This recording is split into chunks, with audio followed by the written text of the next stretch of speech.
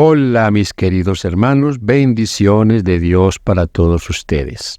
Lección número 5, lección de escuela sabática. ¿Cómo cantar la canción del Señor en tierra extraña? Texto para este estudio, Salmo 137, versículo 4, dice: ¿Cómo habíamos de cantar canción del Señor en tierra extraña? No necesitamos adentrarnos en el libro de Salmos para descubrir que los salmos se expresan en un mundo imperfecto, lleno de pecado, maldad, sufrimiento y muerte. La creación estable y dirigida por el Señor soberano y sus leyes justas se ven constantemente amenazada por el mal. A medida que el pecado corrompe el mundo cada vez más, la tierra se ha convertido más en una tierra extraña para el pueblo de Dios. Esta realidad le plantea un problema al salmista: ¿cómo vivir una vida de fe en una tierra extraña? Como ya hemos visto, los salmistas reconocen el gobierno soberano y el poder de Dios, así como sus justos juicios. Saben que Dios es la ayuda y el refugio eternos e infalibles en tiempos de angustia. Por eso, los salmistas se sienten a veces perplejos, ¿quién no?, ante la aparente ausencia de Dios y la prosperidad del mal frente al Señor soberano y bueno. La naturaleza paradójica de los salmos como oraciones se muestran en las respuestas de los salmistas al aparente silencio de Dios. En otras palabras, los salmistas responden a la aparente ausencia de Dios, así como su presencia. Para el día domingo, los días del mal. Según Salmo 74, 18 al 22 y 79, 5 al 13, ¿qué está en juego aquí? Acuérdate de esto, que el enemigo ha afrentado a Jehová, y pueblo insensato ha blasfemado tu nombre. No entregues a las fieras el alma de tu tórtola, ni olvides para siempre la congregación de tus afligidos. Mira al pacto, porque los lugares tenebrosos de la tierra están llenos de habitaciones de violencia. No vuelva avergonzado el abatido, el afligido y el menesteroso alabarán tu nombre. Levántate, oh Dios, aboga tu causa. Acuérdate de cómo el insensato te injuria cada día. Salmo 79, 5 al 13. ¿Hasta cuándo, oh Jehová, estarás airado para siempre? ¿Arderá como fuego tu celo?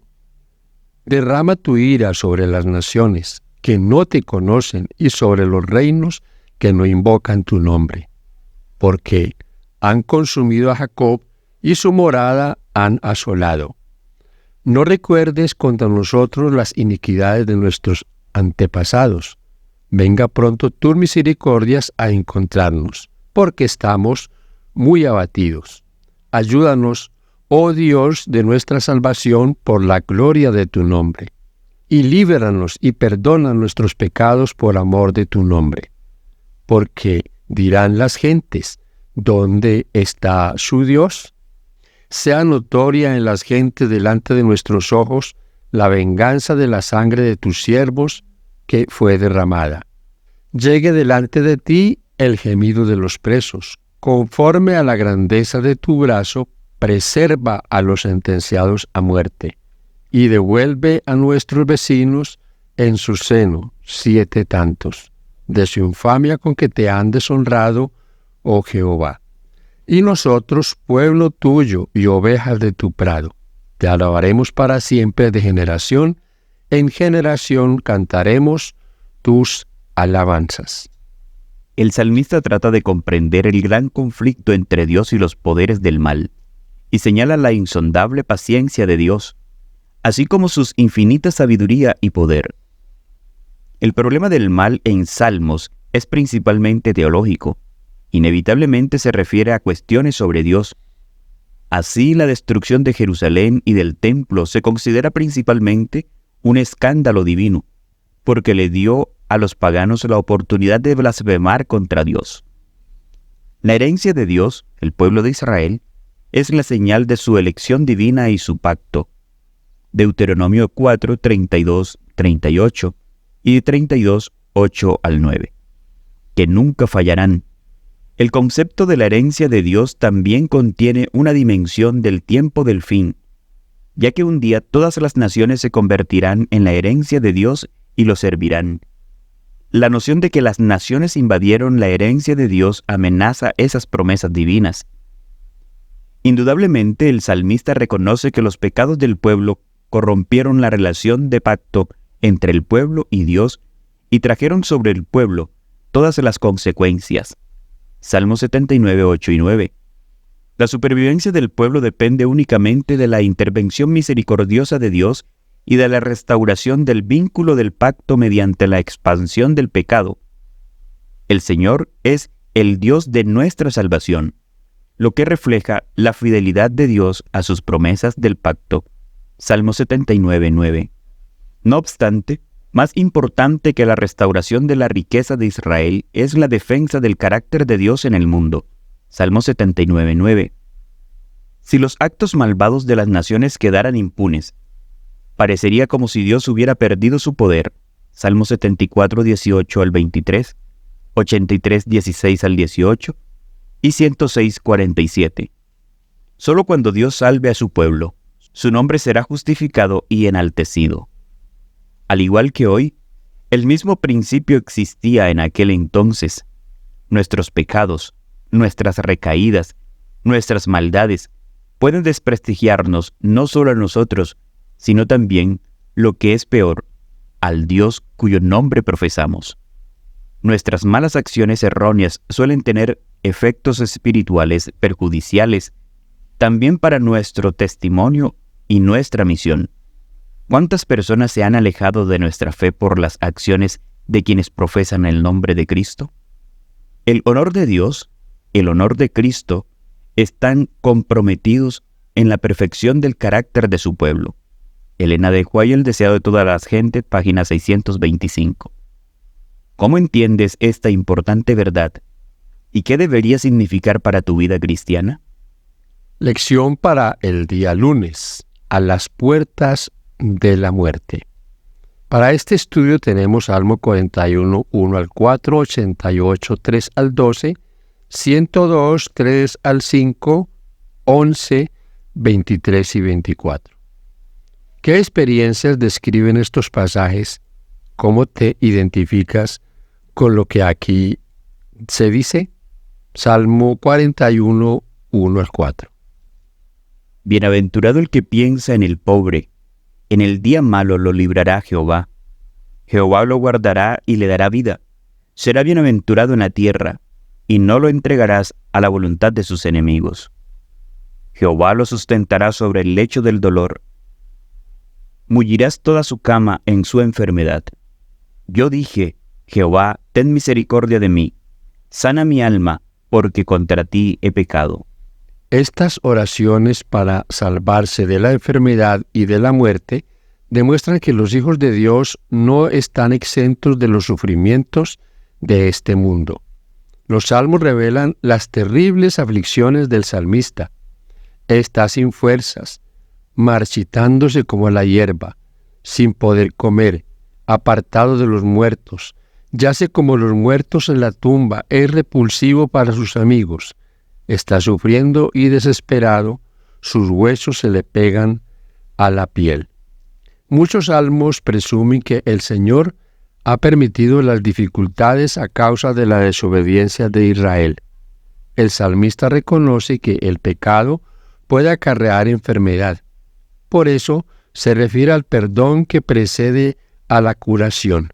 Salmo 41, 3 y 4. Sin embargo, algunos salmos como Salmo 88 y 102 reconocen que el sufrimiento inocente del pueblo de Dios es un hecho de la vida, aunque sea difícil de entender. En Salmo 88, Dios se encarga de llevar al salmista al borde de la muerte. Salmo 88, 6 al 8. No obstante, fíjate que aun cuando se expresan las quejas más atrevidas, el lamento es claramente un acto de fe, pues si el Señor en su soberanía permite los problemas, podía también restaurar el bienestar de su hijo. En el umbral de la tumba, el salmista recuerda los prodigios, la bondad y la fidelidad y la justicia de Dios. Salmo 88, 10 al 12. A pesar de sentirse golpeado por Dios, el salmista se aferra a Él. Aunque sufre, no niega el amor de Dios y sabe que Dios es la única salvación. Estas apelaciones muestran que el salmista no solo conoce el sufrimiento, sino también tiene un conocimiento íntimo de la gracia de Dios y de que ambas cosas no necesariamente son mutuamente excluyentes. En resumen, tanto el hecho de que Dios permite el sufrimiento como su liberación son demostración de su soberanía suprema. Saber que Dios tiene el control inspira esperanza. Cuando leemos Salmo 88 a la luz del sufrimiento de Cristo, nos sobrecoge la profundidad de su amor, porque estuvo dispuesto a atravesar las puertas de la muerte por el bien de la humanidad. Para meditar, piensa en Jesús en la cruz y en lo que sufrió a causa del pecado. ¿En qué medida esa realidad que Dios en Cristo sufrió incluso peor que cualquiera de nosotros debería ayudarnos a mantener la fe aún en tiempos de sufrimiento y prueba? Para el día martes, ¿dónde está Dios? Salmos 42, 1 al 3, 63, 1, 69, 1 al 3 y 102, 1 al 7. ¿Qué les causa tanto dolor al salmista? Salmo 42, 1 al 3. Como el ciervo brama por las corrientes de las aguas, así clama por ti, oh Dios, el alma mía. Mi alma tiene sed de Dios, del Dios vivo. ¿Cuándo vendré y me presentaré delante de Dios? Fueron mis lágrimas mi pan, de día y de noche, mientras me dicen todos los días, ¿dónde está tu Dios? Salmo 102, 1 al 7. Jehová, escucha mi oración, y llegue a ti mi clamor. No escondas de mí tu rostro en el día de mi angustia. Inclina a mí tu oído. Apresúrate a responderme el día que te invocaré. Porque mis días se han consumido como humo, y mis huesos, cual tizón, están quemados. Mi corazón está herido y seco como la hierba, por lo cual me olvido de comer mi pan. Por la voz de mi gemido, mis huesos se han pegado a mi carne. Soy semejante al pelícano del desierto. Soy como el búho de las soledades. Velo y soy como el pájaro solitario sobre el tejado.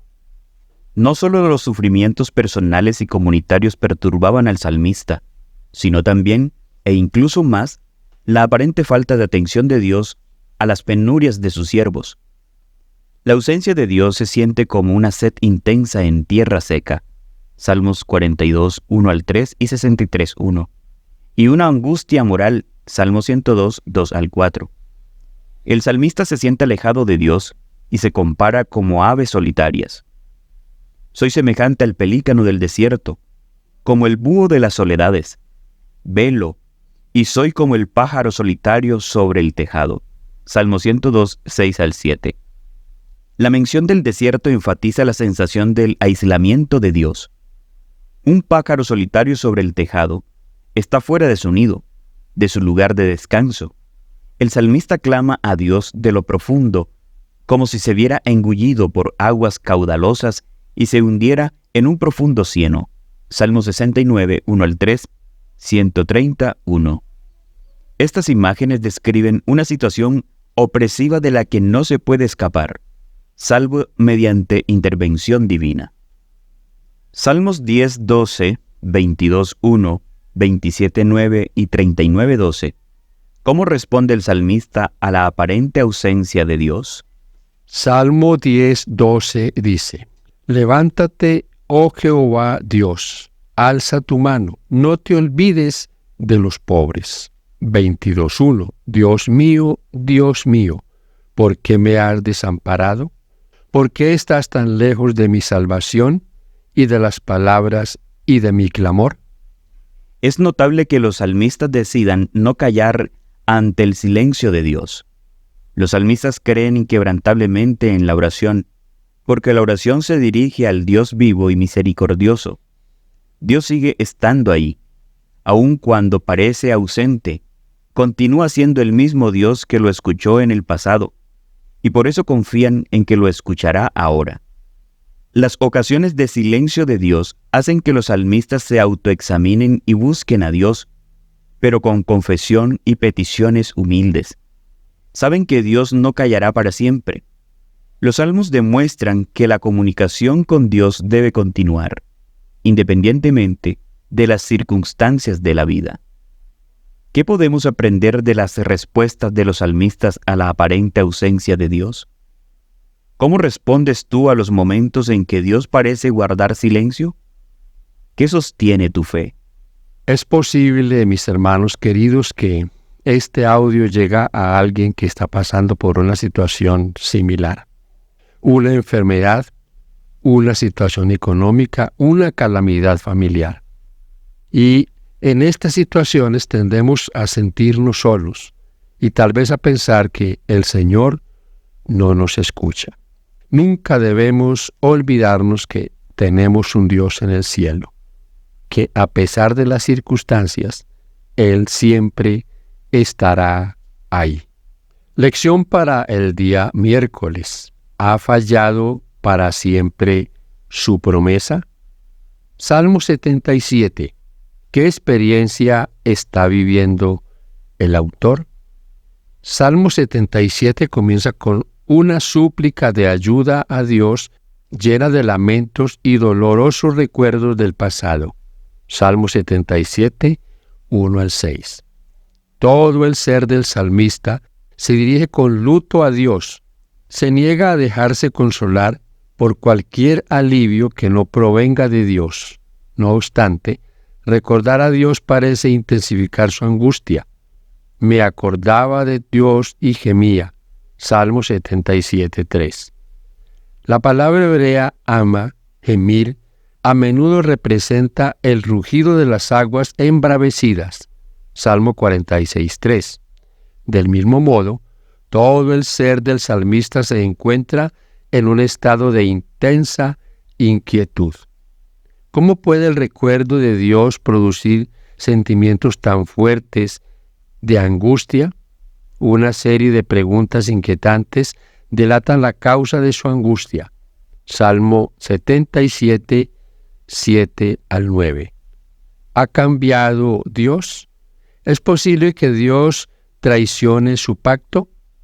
El marcado contraste entre los actos salvíficos de Dios en el pasado y su aparente ausencia en el presente hacen que el salmista se sienta abandonado por Dios. Si Dios ha cambiado, entonces el salmista no tiene esperanza, una conclusión que se esfuerza por rechazar. Mientras tanto, el salmista no puede dormir porque el Señor no lo deja dormir. Salmo 77, 4. Esto nos recuerda a otros personajes bíblicos cuyo insomnio fue utilizado como providencialmente por Dios para prosperar sus propósitos. Génesis 41, 1 al 8, Esther 6, 1, Daniel 2, 1 al 3. La larga noche de insomnio hace que el salmista considere los pasados actos de liberación del Señor, pero con nueva determinación. Salmo 77, 5 al 10. La seguridad que el salmista recibe de Dios no consiste en explicaciones sobre su situación personal, sino en una confirmación de la fidelidad y la confianza de Dios, como Job. Se anima el salmista a esperar en el Señor con fe, sabiendo que Él es el mismo Dios que realizó milagros en el pasado de Israel. Salmo 77, 11 al 18. El salmista también se da cuenta de que no se vieron sus huellas, Salmo 77, 19, reconociendo la guía de Dios incluso en situaciones en las que su presencia no es obvia a los ojos humanos. El salmista reconoce que Dios se revela y se oculta simultáneamente, y por eso ofrece alabanzas a las sendas misteriosas y soberanas del Señor. Piensa en momentos pasados, en los que el Señor actúa en tu vida. ¿Cómo puede ayudarte esa verdad a afrontar lo que se te presenta ahora? Para el día jueves, para que los justos no sean tentados. Salmo 37, 1 y 8, 49, 5 al 7, 94, 3 al 7 y 125, 3. ¿A qué lucha se enfrenta el salmista? Estos salmos lamentan la prosperidad actual de los impíos y el desafío que este hecho plantea a los justos. Los impíos no solo prosperan, sino a veces además desprecian abiertamente a Dios y oprimen a otros. Lo desconcertante es que mientras que la vara de la impiedad, Salmo 125.3, domina al mundo, el cetro de justicia, Salmo 45.6, parece fracasar. Entonces, ¿por qué no rendirse y aceptar el mal como hacen otros? Salmo 73, 1 al 20 y 27. ¿Qué ayuda al salmista a superar la crisis? ¿Cuál es el fin de los que confían en cosas vanas? Cuando el salmista de Salmo 73 seguía enfocado en la iniquidad actual del mundo, era incapaz de ver el panorama completo desde el punto de vista de Dios. El problema que la prosperidad del mal planteaba a su fe era abrumador. Además, creía que su argumento sobre la inutilidad de la fe se basa en la realidad. Sin embargo, Salmo 73 muestra que estas cosas se burlan de los que ignoran el primer versículo de este salmo, que es el resumen de todo el salmo. Dios es realmente bueno con Israel, con los impíos de corazón. El salmista es conducido al santuario, el lugar del gobierno soberano de Dios, y allí se le recordó que el hoy es solo una pieza del mosaico y que debe considerar el fin. Cuando los impíos se enfrentaran el juicio de Dios. El hecho de que el salmista comprendiera esta verdad en el santuario y confesara su insensatez anterior demuestra que la realidad solo puede aceptarse con discernimiento espiritual y no mediante la lógica humana. ¿Te consuela la promesa del juicio de Dios sobre el mundo y sobre todas sus maldades, cuando hoy tanta maldad queda impune? Llegamos a la parte final de este estudio, día por día. Lección para el viernes. Al igual que los salmistas, el pueblo de Dios de todos los tiempos, cada tanto se pregunta cómo cantar la canción del Señor en tierra extraña. Nuestra fe en el gobierno soberano del Señor se ve desafiada, a veces en extremo, y podemos plantearnos si Dios tiene el control o si realmente es tan poderoso y bueno como dicen las Escrituras. La fe bíblica implica a menudo tanto incertidumbre y suspenso como confianza y afirmación. A veces la incertidumbre y el suspenso, especialmente ante el mal y la aparente ausencia de Dios, pueden ser casi insoportables. Con todo, la incertidumbre nunca debe referirse a Dios, a su carácter amoroso y justo, ni a su fidelidad. Los salmistas pueden tener dudas sobre el futuro, pero a menudo apelan al amor y la fidelidad inquebrantables de Dios. Salmo 36, 5 al 10, 89, 2 al 8. Nosotros debemos seguir el mismo ejemplo, reunir todas nuestras facultades para mirar hacia arriba, no hacia abajo, a nuestras dificultades. Entonces no desmayaréis por el camino. Pronto veréis a Jesús detrás de la nube, extendiendo su mano para ayudarnos. Y todo lo que tendréis que hacer es darle vuestra mano con fe sencilla y dejarle que os guíe. A medida que manifestéis confianza, tendréis esperanza por la fe en Jesús. Elena G. de Foix, Testimonios para la Iglesia, tomo 5, página 545. Las ocasiones en que Dios ha encubierto su rostro no socavan la eficacia de la oración. Al contrario, estas ocasiones hacen que los salmistas reflexionen, recuerden los pasados actos salvíficos de Dios y busquen a Dios con confesión y peticiones humildes. Salmos 77, 10 al 12, 89, 46 al 52. La fe se fortalece al entrar en conflicto con dudas, influencias opositoras. La experiencia obtenida de estas pruebas es de más valor que las joyas más costosas. Testimonios para la Iglesia, tomo 3, página 609. Preguntas para dialogar. ¿Qué tensiones experimentaron los salmistas frente al mal? ¿A qué tensiones similares te has enfrentado tú y cómo las has afrontado? ¿Cómo conservas la fe durante estos tiempos? 2. ¿Dónde debemos buscar respuesta cuando nuestra fe en Dios es puesta a prueba por las dificultades o por personas cuyos propios sufrimientos les hacen cuestionar la bondad y el poder de Dios? 3. ¿Cómo responder la pregunta común sobre el mal en un mundo creado y sostenido por un todopoderoso Dios de amor? ¿Cómo ayuda la temática del gran conflicto a responder, al menos en parte, a este desafío? Agradecemos a Dios y a cada uno de ustedes por quedarse hasta este momento en este comentario día por día. Es de gran bendición saber que a pesar de las dificultades por las que pasamos en este mundo, Dios está al tanto de todo. Que Dios te bendiga. Gracias por compartir el mensaje de la palabra de Dios.